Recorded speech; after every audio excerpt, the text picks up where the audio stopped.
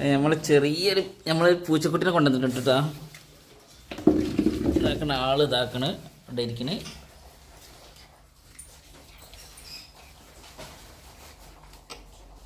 എന്താ നമ്മളെ പൂച്ചക്കുട്ടിന്റെ പേര്?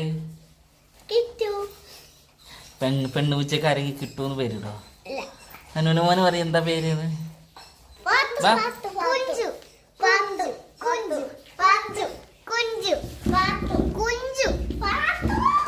നല്ലൊരു ഫീമെയിലുള്ള പേര് കണ്ടു മെസ്സേജ് അയക്കട്ടെ എല്ലാരും.